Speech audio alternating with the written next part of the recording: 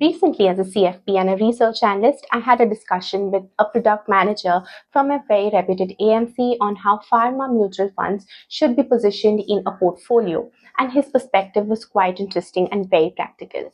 Most of us worry about medical expenses. We know that medical bills are very scary today and are only expected to rise sharply in the future.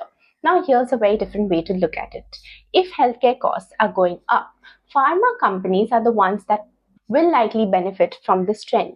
They are businesses that will continue to make money as demand for medicines, treatments, and healthcare increases.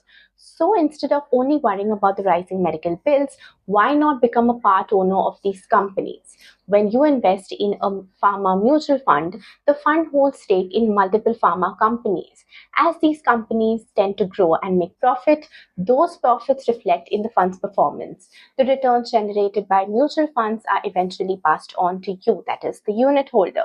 This is where the idea of starting an SIP in a pharma fund becomes really interesting. Over time, it can help you build a dedicated health fund corpus, even if in the future you face high medical expenses or your insurance coverage falls short.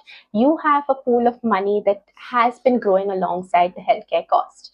In fact, there's a good chance that quality pharma companies can grow their profits faster than the medical inflation. So your investment may not just keep pace with rising healthcare costs, but could even outgrow them. This is why pharma funds, when used thoughtfully and in the right proportion, can play a meaningful role in long-term portfolio building. Here's a look at what Ernst & Young's research report says regarding the growth in healthcare revenue. This quarter, healthcare saw very strong action. There were more than 10,000 crores worth of mergers and investments across hospitals, diagnostic centers, and specialty care. Investors are clearly backing healthcare platforms that can scale well, have strong doctors, good regional presence, and use technology effectively. Revenue per occupied beds have also gone up by 10 to 16% year on year, mainly because of higher value and more complex treatments. Big hospital chains are also expanding aggressively and plan to add over 18,000 beds in the next 3 to 5 years through new hospitals or maybe acquisitions. Diagnostic centers continue to be strong performers. Leading diagnostic chains reported 10 to 22% growth, driven by rising demands from smaller cities, more direct-to-consumer testing, and advanced diagnostic tests. Margins remain healthy at 25 to 35%. This is also a clear move towards high-end testing like oncology and molecular diagnostics. Preventive healthcare checkups and wellness programs are growing fast and now contribute a meaningful share of revenue. Overall, multi-specialty hospitals are showing healthy growth with better occupancy and strong demand for complex treatments like heart care, cancer, and neurology. International patients and digital health services are also emerging as growth drivers. Medical treatment today are becoming very expensive. Even basic heart surgery start at around 4 lakhs, and in case of complex ones, it can easily go up to 8 lakh rupees. Brain related treatments are even costlier. Brain tumor surgeries range between 3 lakhs to 5 lakhs. Aneurysm repairs can cost you 5 to 7 lakhs, and advanced treatments like deep brain stimulation can go up to 10 lakh rupees. Dental care is no longer cheap either. Procedures like a sinus surgery can cost anywhere between 8,000 to 20,000. Even routine treatments add up really quickly. I personally paid 16,000 rupees for each wisdom tooth extraction, and dental aligners can even cost in lakhs. The point is simple: healthcare costs are rising fast, and even common procedures can put a big dent in your savings if you're not really prepared. This is why planning for medical expenses is becoming just as important as planning for any other life goal.